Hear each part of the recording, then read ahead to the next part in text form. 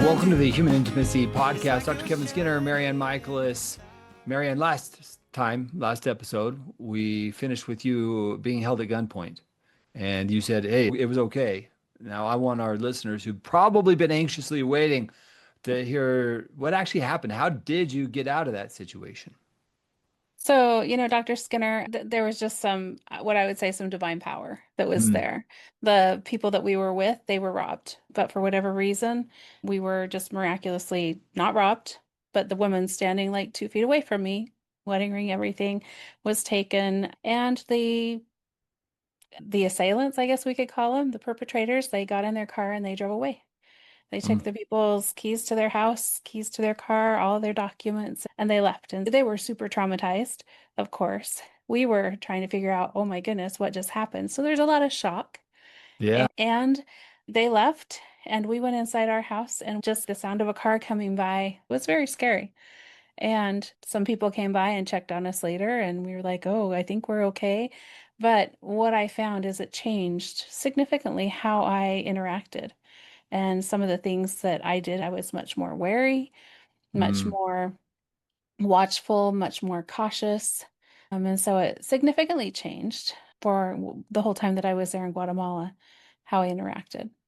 Honestly, that sounds scary, right? Anytime Yeah, it you're held was. at gunpoint, I don't think any of us takes that lightly. I can't imagine being the couple who lost the car, the documents. I mean, that's a lot to lose. And knowing that somebody had access to their house and their kids, there was a lot there. Yeah. Let me lead that in. I know today we're going to be talking about honesty and getting honest with yourself, getting honest with others, but especially all week I've been thinking, what did I do with that? Because I brought this story up related to trauma and doing trauma work. Mm. And this week I was like, what have I done for trauma work around this? And one of the things is, I moved from that country that was in the middle of a civil war while I was there back to a place that was safe. Mm. And back in this safe place, I didn't have those same triggers, Triggers. smells, Yeah. sounds, just my safety levels increased incredibly. I think there's an important part of trauma work that comes from even finding safe places in people. When we share a story in a safe place, we're pulling it up from our long-term memory and we're bringing it out and sharing it here. And if I'm in a safe place and people can support and hear it, then it gets put back down in my memory in a different place, in a safe, supported place of where it was Mm. today, sharing it. And so, one of the reasons why we talk so much about getting group support and needing others and building social networks, especially when we've gone through hard things or we're trying to change, is because we need those supports as we're letting our brains reprocess things in different ways. And what we're doing there, Marianne, is making sense of the experience, right? Yeah. So David Viscott, he has a quote that I really, really appreciate. And the quote is, if you lived honestly, your life would heal itself. So you could almost, I was fine, right? Hmm. But that experience had an emotional impact or imprint upon your life. It did. But if I ignore that, avoid it, dismiss it, then am I being honest with myself? And we live in a culture today where we're often taught to just move on, move through, forget, don't think about it, don't talk about it. Hmm. And that creates a form of dishonesty because we aren't even being honest with ourselves about our life experiences. Sure. And let me take that a little bit further. So, for me, coming back to a country where most of us aren't going to get held up by six guys at gunpoint, I could talk to my roommates or my husband or my family or somebody and say, hey, I'm going to go out for a walk tonight. Do you mind going with me? And so I can ask for help. And I got a dog a couple years ago. And I didn't used to go hiking by myself. And now, after having a dog go with me, I love to go hiking by myself. And Mm. so things change. I've had to learn how to say, I had a traumatic experience, and I've had to learn how to ask for support. And things have gradually changed and healed. So the alternative to that is to going back to that language of I know. why don't you want to go outside? We could be not even attuned to that and not even aware that our fear of maybe being outside on a walk by ourselves, we aren't even attuned to it because we just glossed over it. And if we're not glossing over it, if something happens at night, because he knows of my experience. My husband doesn't mind. He just knows, oh, I can do this to help her out. And it's not like I freak out or anything, but he's more comfortable than I am. And I think that being a woman in our society, I think there's also some societal challenges just with that as well. So, MaryAnn, we're talking about being honest with ourselves here, right? I Mhm. think that first phase and first awareness is we have to understand what we're thinking, what we're feeling, what we're experiencing, and be congruent with it.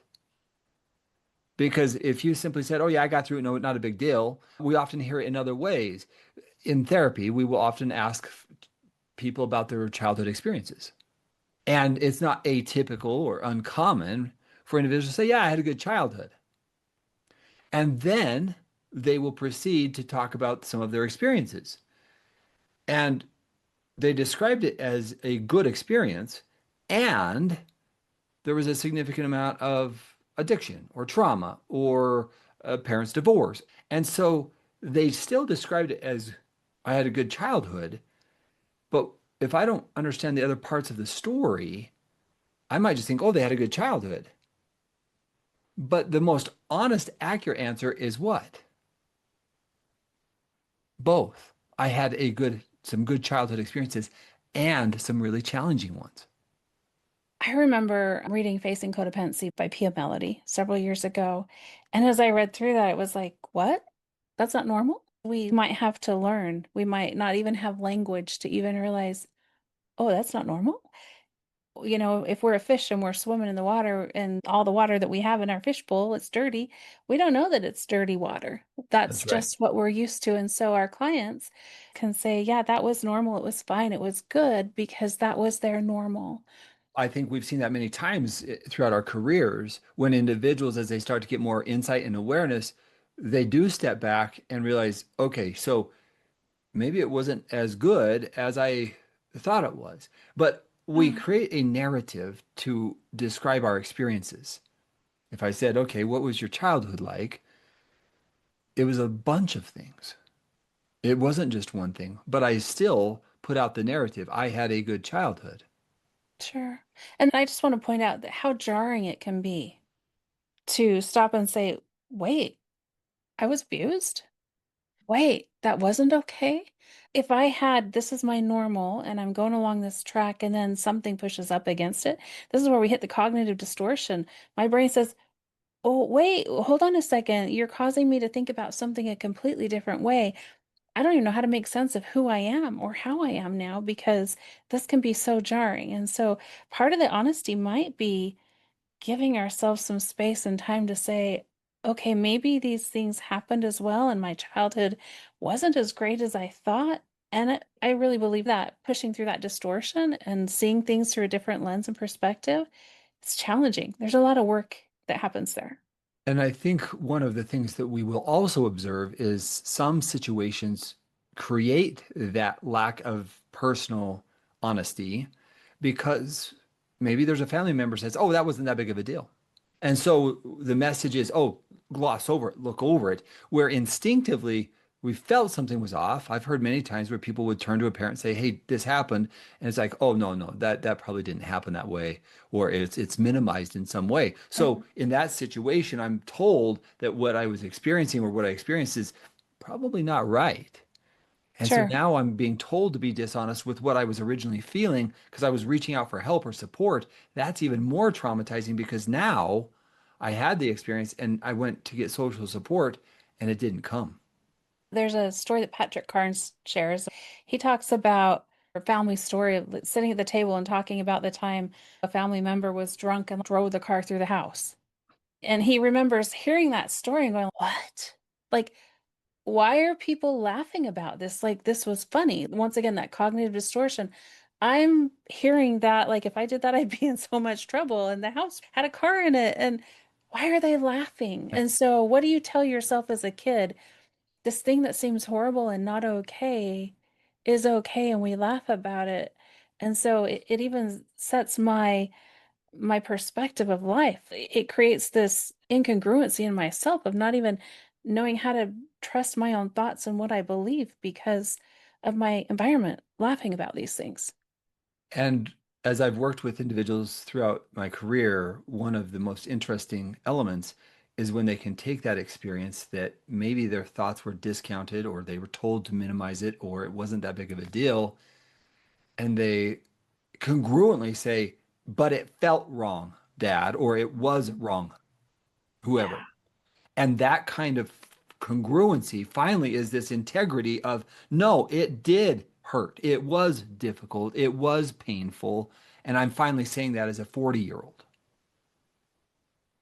That to me is when we get to that personal honesty of no, that hurt me. That was wrong.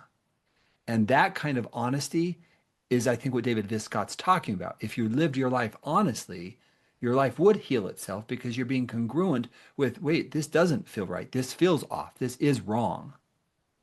I'm reminded of a story. I'm going to be really careful here with one of my kids. They were very young, probably seventh grade, and they had to do a big presentation in front of the whole school. Mm, And something happened that was so utterly humiliating. And she came home, and we just had to say, this is horrible. This is awful. You feel so bad right now, and you have every right to feel this way. In a couple of years, we might look back and laugh on it. But right now, mm. boy, this was really hard. And so making space to have those emotions and recognizing later on, we'll say, oh, that was a bad experience. I believe when we honor those emotions in that space, in that time, it takes away that emotional energy. It doesn't get stored inside of us. And later on, we can look back on it and we're not carrying it with us anymore. Because you were allowed or teaching your child to be allowed with this was hurtful, this was wrong. It's Yeah. when we can't be congruent with our emotions that we get confused because we feel one thing and we're being told to feel another thing. It wasn't that big of a deal, as an example, or just get over it. And when we do that, then we're basically being taught to distrust our own self, our own emotions. Another facet of this that I see so much with my clients. I don't know how many times I hear people say, I couldn't say that because that would hurt their feelings. I call it caretaking or protecting the other person. And so I might feel something and I hold it in because I don't want you to feel bad. And so I can't tell this person this. And boy, I think we get into a lot of trouble because once again, we don't get to have that congruency with honesty with ourselves. And so I've got this incongruency. If I'm showing up this way with you, but this isn't really how I really feel, but I'm pretending like I feel this way because I'm worried that you can't handle it. And in essence, we're putting on a mask there. How are you, Marianne? I'm fine. But if I'm attuned, I might recognize something feels off there. But more often than not, we're taught, put on that happy face. And so in social situations, perhaps we put on those masks because we don't know what to do with it. Do they really care? Should I tell them? Can I tell them? Should I not tell them? And so, how are you? Do I really tell you how I'm feeling? It's been a hard day. And if I was to say that to you, how would you respond? You're in a hurry. Yeah. Oh, crap. Now I have to sit and listen why his day's bad and why he's not doing well. And it was just a simple greeting as we were passing each other. I didn't really want to know all of this. Maybe I should change how I ask my question. But in a meaningful relationship, that question really could elicit something that's a meaningful dialogue. Yeah. It's been a rough day. Hey, tell me about that. Oh, that sounds hard. Right. And so, are we in an environment where we can be honest? Or do we feel like we have to put on a mask, hide our true feelings and true thoughts? Because when we have to do that over and over and over and over again, I can't be congruent with you because if I am, it's going to create a problem in our relationship or you're not going to hear me. And so now nobody cares. And now I'm actually not being even honest because I don't know who I can be honest with. I'm going to share with you. I have a special mug that I use with my clients. So for those of our listeners who are viewing, I'm going to share this mug if you can see it. It says, someone's therapist knows all about you. Mm, And every time we have this conversation with clients, we talk about your job is to be honest with yourself. And other people's, their responsibility, especially if they're adults, is to take care of their own emotions. I can't take control. I can't manage. I can't take responsibility for your emotions. And if somebody doesn't like what I say or what I do, their job is to talk to their therapist about it or to get the support that they need and work through. Because maybe I said something that triggered something inside of them, and they need to maybe figure that out or come to me and we can have a conversation about it. But somebody's therapist might know all about me, and that's okay. I hope they do, Mm, because hopefully then they're working through whatever whatever it that is is. for them. I often will have somebody who's acted out sexually say, I can't tell her that because I just need to protect her. That would be too hard for her. And I do have a gut reaction to that, in that that is never about protecting the other person. That is about protecting ourselves from the truth. And I know that might feel a little bit strong to say, but I really think we have to stop and look and say, who am I really trying to protect? Is it really about them, or is it really about me trying to spare myself some discomfort? They might be mad. They might be angry. They might end the relationship. And is that me not wanting to tell them because I want to protect myself from that? And this is one of the core questions I think I've heard over and over throughout my career. Should I tell? Should I share? And as a professional, my experiences are secrets are the most damaging to relationships. And even in the concept of I'm protecting my spouse from knowing, how then does that influence me when I interact with you because I have the secret? Then I have to put on a mask. I have to put on a face. I have to say something or do things to make it seem like everything's okay. Or in some situations, well, I'm just anxious or I'm just depressed, but it's not the reason that I'm actually giving because I'm not able to be congruent or honest with you. So there is power, as David Viscott says, your life would heal itself if you were honest. In the 12-step traditions, there's a slogan that says, our secrets keep us sick, or we are as sick as our secrets. And I Mm, think when we look at that, if our whole system is built on secrets, there's a lot to that. I want to pivot just a little bit though. I do believe that our secrets keep us sick and we need to get secrets out. And there's freedom saying, I don't have to keep the secret anymore. I full-heartedly believe that. And I do believe that sometimes there's a need for boundaries. Yes, our partner needs to hear the truth, but as you know, we've done a podcast just recently about disclosures. yeah. There are certain things that sometimes our partners might need help preparing to hear, and we might need help preparing to share the information with them. Because if I've been holding the secret, it's also not right just to dump that completely on my partner. And so I want to be very clear, we're not saying don't keep secrets.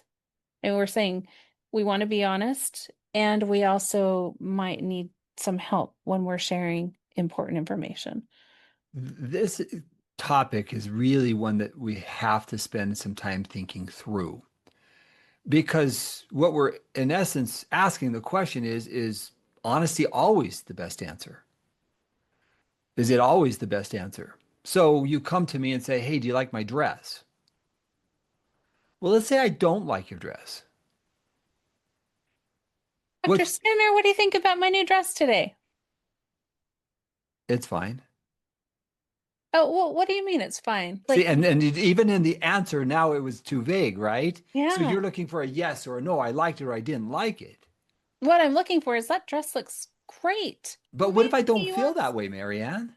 So give me the honest answer that is appropriate, that's honest, because I know where we're going. You know where we're going. So Well, but what I'm trying to say here is even there, people get stuck. It's like, well, do I? No, I don't like your dress. yeah, But could I do that even a better way? I really like the blue one better. yeah. Now that feels a little bit more warm, kind. And so even the concept of honesty, I could be so honest that I actually could damage the relationship. I'm just telling you how I feel. Sure. And you could also say, that dress is a nice dress, but I like your blue one better. Right. That one doesn't look as flattering on you. I don't think that one's quite as flattering. I really like your blue one better. Softer Right. ways. In softer ways. So that when we look at the concept of honesty, but honesty in do you like my dress versus did I have an affair or not? We're not even in the same ballpark there. Yeah. And that's where I think sometimes people get confused. Well, I don't want to hurt your feelings. And that's where I think that self-deception comes into play. I don't think you can handle it. Okay, so let's do that. So, Dr. Skinner, I'm gonna say, I just found some stuff on your phone. Are you having an affair? And if I was having an affair, Yeah. the most common response of what people are going to say, no. Okay. What makes you say that? I mean, my Yeah. goodness, you've been accusing me. I know your dad cheated on your mom, but it seems like you've been accusing me our whole Mm. marriage. So now you just flipped it around and I'm questioning myself, even though I've got the information right in my hand. Let's do that again, though. I'd love to hear, like, how do you do that in the, I like the blue dress better. It's a little more flattering in that. In the context of an affair. Yeah. So Okay. I just found some stuff on your phone. I don't even know what to think. Are you having an affair? For the longest time, I've been wanting to talk with you about this. And the answer is yes, I have been. Wow. And then I'm speechless because I don't even know what to say. And I may go to anger, I may go to rage, I may shut down, I may go to tears. There's so much there. So there's the honesty. I've been wanting to talk about this for the longest time. Mhm. And so in that context, yes, there's honesty. Now the journey begins. I'm thinking even a response to that might be something like, I haven't been faithful to you, and there's some things that I need to talk to you about. And I know that we probably need to get some help to have a conversation that I think will be really hard. And I want to make sure that I prepare so I can share with you No, we got to everything. talk about this now. I mean, you know, right now, we have to talk Yeah. about this now. You're not going to get away from this. You just told me that you did something. So let's talk about it. Yeah. I have done some things, and I want to make sure that you have the support and that I have the support so that we can have this really hard Well, who was it? conversation. Well, you're But gonna pin me to the wall, and it will keep going. Yeah, I know be that you're scared right now. Let's talk about let's scared. You haven't seen it. You haven't seen Scared yet. Oh, you're right. It makes sense. I have been telling myself that I've been protecting you by not telling you, and that's not okay. I need to tell you, and I need some help putting together the words. And I Mm. really want to make sure we both touch base with our therapist and get some help to do this in the right way. I can tell you that yes, I have betrayed you. And in most cases, they're going to ask, who was it? What was it? How Yeah, many? it will Right. go And so on we're and going to on go, and on. and most couples are going to do that on their own, Yeah. right? Because of this moment, I'm going to be gathering data, gathering information. Yeah, what's tricky is the research says that even when we share information, that most of the time we still hold back a lot of information. So that's why in an earlier podcast, we talked about a formal disclosure where all of that information is put out there. So the process of honesty is a developing in this situation over time. But the honesty was, yes, I've had an affair, or yes, I was Yeah. cheating. The details will be the rest of that will be over time put on the table through a formal, proper disclosure. So that's an example. Was there honesty? Yes, and we're waiting for more Yeah, and information. Dr. Skinner, would that be, I really want to have this conversation with you.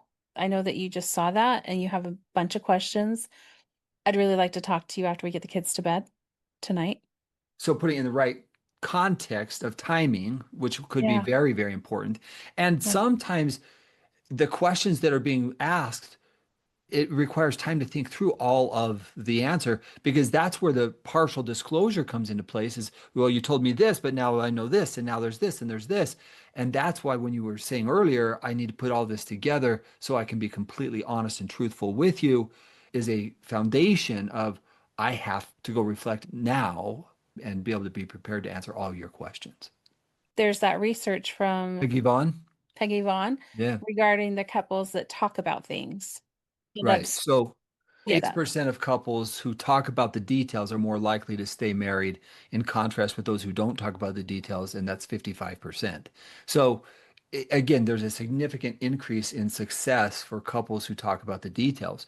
And I think it's honestly because of honesty. Because when we don't have full honesty or transparency, we ask the questions. Who is this person? What are they capable of? Is there more? And that kind of honesty, if I don't know who you are, my autonomic nervous system says, I've got to be careful here. So I think that's why in the 12-step program, rigorous honesty is being honest with self and then being honest with the people around us. Then, MaryAnn, if we look at the 12-step program, why is rigorous honesty there? It's there because we now understand that it frees the person from secretive behavior. So when we're honest, we're taking out secrets because secrets are damaging to us individually and to relationships.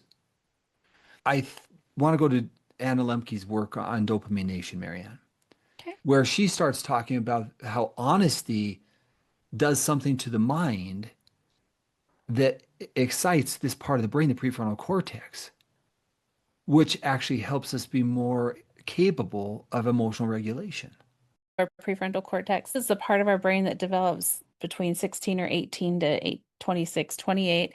And this is really our thought, our judgment. This is a bad idea. This is why teenagers make such bad choices because their prefrontal cortex hasn't really formed. And so they don't think this is going to be a bad idea. So this is forming during those early adult years. Mhm. So you're saying when we are radically honest, when we are honest with ourselves and others, that actually activates that part of our brain that's more about the thought, the judgment. This isn't a great idea. And that's what Anna Lemke says in her book, Dopamine Nation. So, yes, I am saying that. And I would also add to that that when we are honest, in some situations, it's a confession. And there's phenomenal research on the power of confession and what that does for our mind and our mental health and our bodies. And this is true of all of us. Being honest with ourselves, being honest with other people, it's a mental health construct. It's healthy for us in our mental health arena. Because when I'm not being honest, my mental health is going to suffer. And to me, that's Yeah. fascinating. And I want to look at that through a rupture and repair lens. When we're looking at relationships, I think the sturdiness of the relationship really comes down to how do we deal with the ruptures? How do they repair? Mm. And what I think is so important is if I've been betrayed by my partner, here's what I hear all the time. And I think the research absolutely validates this as well. It's not usually about the behavior. Yes, the behavior hurts, but it's about the lies. It's about the dishonesty. It's about the behaviors that went on behind my back. It's about the me not knowing and being in this relationship that was not my reality, not what I thought. That is the damage. So when we're talking about betrayal trauma, the trauma is actually being betrayed, being led to believe that my reality is what it's not. That is where the damage and the pain and the hurt come. And so, if we're looking at how to build the relationship, it's about there's a rupture, something happened. Now, how do we repair it? Mm. When we go to the doctor and we have a wound, they debride it, they clean it out, they clean out all the pus, all the muck. It doesn't just get better by putting a band-aid over it. It's got to get cleaned out and disinfected. And this is with our relationships. We need the rupture and we need that repair part. And that I really believe is the resilience of the relationship. Can we talk about it? Can we be honest? Can we step into responsibility? I hurt you. I Mm. did something that I'm ashamed of and that I know that hurt you. Can I take responsibility for that? Versus earlier when we were talking about the dress, we can get into the gaslighting, we can get into the pushing it back. When we get into our patterns versus taking responsibility. So, Marianne, I want to look at this in an additional way. You can also get to the point where people are overwhelming the system with their honesty. Mm, I had a bad thought, had a bad thought, had a bad thought, had a temptation, had a craving. I saw a person on the street, and yeah. I'm so overtly this and this and this and this that it's like tiger. There's a tiger, another tiger. Yeah. And so we also have to be cautious with this mindset of should I tell my spouse this? Should I tell them that? And I've seen that where people are so overwhelmed by what should I share? What is rigorous honesty that they overwhelm their partner or they overwhelm people because I got to tell you about this. I got to tell you about this. I got to tell you about this. I've seen that people do that with religious leaders. I've seen that with a spouse. I've seen them try to do it with me. I've got to confess this. I've got to put it out there. I've got to be honest. What do you think about that? And what would you say to somebody who is concerned about what's the proper balance between being honest and being so overwhelmingly honest that it's overwhelming the system. Yeah. So what you're saying is we're swinging the pendulum to the other side. And what I find is that that's a pretty normal reaction oftentimes when we're saying, "Oh, I was this way. I lied about everything. So now let me be completely honest about everything." And I'm not trying to say we let our pendulum of honesty slide into the middle, but I think that there's a balance. And before I completely respond to that, I want to just also point out that for a betrayed partner, there may be like, I want to know every single detail. I am going to be scrabbling around inside your brain, asking you all the questions. And so that dynamic also happens as well. And once again, I think that there's a healthy space in the middle. I had a client recently tell me it was a betrayed partner. She needed every single detail. And we Mm. talked a lot about like, what is that helping you with? Why do you need that? And it was so hard for her spouse because he didn't want to pull everything up all the time just to tell her. And so they were in this interesting dance. And so we did a lot of work regarding accountability and transparency. And this was after they've done the disclosure. I want to make sure that's very clear. Yeah. But I look at accountability and transparency like a captain on an airplane saying, "Hey, everybody, we're glad you're on our flight. By the way, we had a mechanical error and we need to get some people to look at it. And so sit tight. We're going to get you comfortable." And and then they go talk to their mechanics and they figure out what's going on and they fix it and they say, "Okay, we've been able to address the problem and we will now be on our way."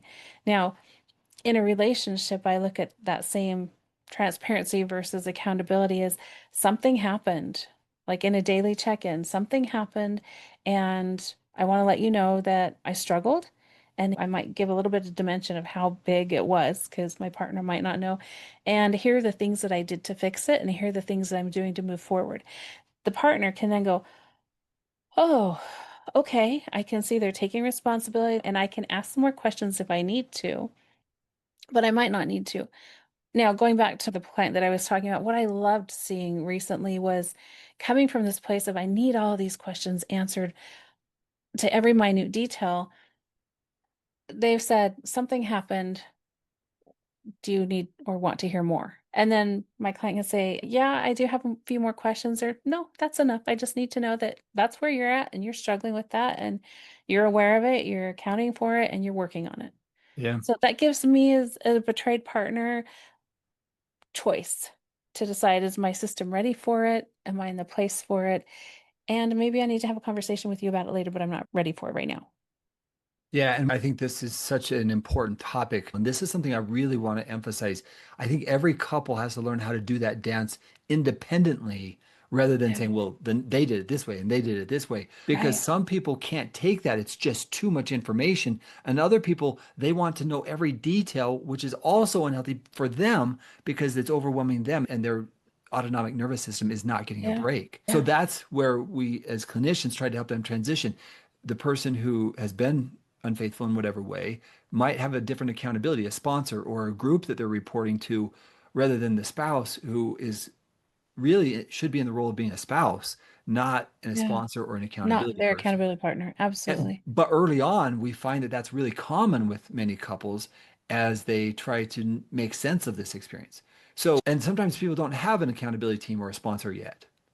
And so, again, every case has to be taken individually, what's possible, what's not possible. But I will tell you, long term, I've never seen a successful case in terms of really healing when the spouse continuously has to have all the data, or the person feels like they have to Right. share all the data, because I think it's overwhelming their bodies. It's just Hmm. so much. I think really what we're talking about, what it comes down to, it's all about safety. That's our bottom line we're talking Right. about. When it feels like my partner's being safe, when it feels like my partner's showing up and they're open, and as hard as the conversations are, they're able to have conversations that creates safety for me. That creates trust for me, even if it's a hard conversation. It builds more trust for me to have a hard conversation with my spouse when they're showing up saying, "Here are the things that I did that I'm not proud of, that I know hurt you, but it's more important for me to be honest with myself and honest with you than to hide and to minimize." That actually builds trust as hard as it is. Right. So the phrase, I've been having a little bit more difficult time. I'm trying to work through that. Here's what I'm doing. In contrast, I'm fine. Yeah. I'm doing fine. You might be doing fine, but the body energy, what you're actually saying is incongruent with fine. And so many times I've worked with individuals who are like, I just can't tell. So even here, the honesty is, I am struggling. I am having a hard time. Or, it's been a really good week and I wanted to share that with you. And it's even better when the person who has acted out will go to a partner and say, hey, I just want to report how my week's been or how this time has been. That is so much more effective than the spouse saying, how you doing? How you doing? How Oh, you yeah. doing? It's just a different way of showing I'm going to be honest. And that is bringing it to the forefront if you're the person who is acting out. And I think that's a way of making amends by not asking your partner to do all the work for, are you safe? Are you doing okay? Trying to figure it out. I Yeah. think it's a gift that you give to help in that amends making process. I'm so glad you said that word gift because I wholeheartedly agree. It is a gift. And one of the tools that I love to have my clients who've acted out use is just to send an email each day, the end of the day to their partner. Here's what's been going on. Here's where I'm Mm, at. Maybe I'll read it tomorrow or the next day if things feel like they're fine, so I'm not really worried. Or if things feel off, I can go, oh, let me go back and let me just mm, check and see. Because even if he's saying I struggled or I didn't struggle, I can read a lot in his words mm. by tone and context. It helps me validate and make sense of my reality. And it is a gift to be able to say, here's some insight to where I'm at right now. And with that, I want to also be cautious. Some couples can do that every day and some can't. And so again, this is understanding where you are as a couple and knowing what is that frequency, what is that cadence in talking. But if there has been some form of betrayal and dishonesty, even with money or other things, that type of personal honesty in the relationship is going to help you have a deeper connection if you're going to have a connection.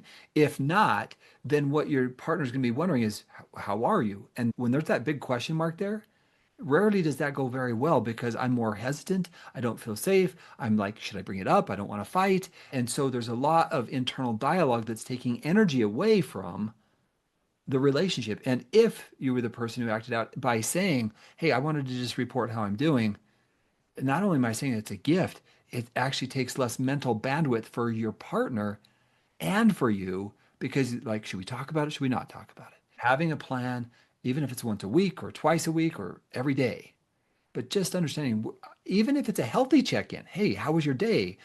We're not always talking about a fear of a relapse. We might just say, hey, what were you thinking or what were you experiencing today? Sure. Some of the highlights. So positive things as well. I think it's healthy for us as couples to do regular check-ins, regardless of whether there's relapses. It's how are you? One of my favorites, I call it Sarge's, and it's a struggle. Here's a struggle that I had today. Doesn't Mm, need to have to do anything with addiction or betrayal. Just here's something I was struggling with today. Here's an affirmation. Here's something that I appreciate that I saw today. R is recovery. I went to a group. I listened to a podcast. G is growth. Here's something that I'm working on, a mm, goal or how I'm growing, a gain that I had today that I'm excited about. E, here's an emotion that I'm working on. And S, here's what I did for my self-care. Something as simple as that. Here's how I am. Here's what's going on. I think this is at stages. When I was mm, first betrayed, I wanted nothing to do with a check-in. I wanted nothing to do really with where my mm. partner was. That was too much. And that changed over time. But at first, it was too triggering. And so for every couple, you've got to figure out what works best for you. And if there is chronic lying, if there's chronic acting out over and over again, that can be way more triggering. I think that is where some boundaries come in. Once again, that's too much for me. I'm not ready to hear that right now. I need a little bit of space to do my healing. And one of the things I would really just emphasize here, every couple has to do it their way. They need Yeah. to learn how to do that dance. Yeah. And I often hear people say, well, that's what the therapist said. That therapist may have said it for that specific couple. And that's one of my biggest concerns in even doing a podcast is, well, Dr. Skinner and MaryAnn said. Yeah. Well, I'm much more comfortable when you as a couple figure out how to do this dance because ultimately you're the ones dancing together. We're educational, we're information. But learning how to do that as a couple, boy, that's power in your relationship when you learn how to Yeah. communicate honestly and authentically. And I could even take this honesty a step further. Am I honest with my emotions? right? How was your day? I've struggled. I had a hard day just dealing with my boss, or I'm tired. I didn't sleep as well last night. That too is honesty, because if I'm not talking about those emotions or those things that I'm experiencing and you don't know, you might be interpreting me in a way that I don't intend it to be. I think even one step further with that, Dr. Skinner, is I may be keeping myself so busy or so numbed Mm. purposefully so I don't have to be honest with myself. I don't want to look in the mirror. I don't want to see where I'm at. I don't want to admit or acknowledge it to myself or anybody else. And so I am doing everything that I can to avoid Yep. and put up barriers. And that is dishonesty with yourself, Yeah. right? When we're running from our own emotions. And I say that to all of us. That's not just a person acting out. That's Hmm. someone who's been betrayed. That's me every day. That's you. We all have to figure out, what is today about? What am Yeah. I experiencing? And what are these emotions that are here with me today? And when Okay. I do that, MaryAnn, then I'm more congruent with myself. A friend of mine once said the concept is integrity, being whole, Hmm. being complete. I can't be whole and complete when I'm not being honest. I think going back to what you said earlier, Dr. Skinner, it's so important just to reiterate that these are principles that we're sharing. These are concepts and principles that are overarching that when we are honest with ourselves, when we are honest with others, there's freedom that comes. Yep. We don't have to hide, and we can have honest conversations where we can rupture and repair. We can repair the ruptures that occur. And we've talked about examples and we've talked about different scenarios, but once again, I love what you said that this is not therapy that we're doing right here. These are principles that we're sharing, and they have to be applied in different ways in our listeners or viewers' lives, depending on your different situations.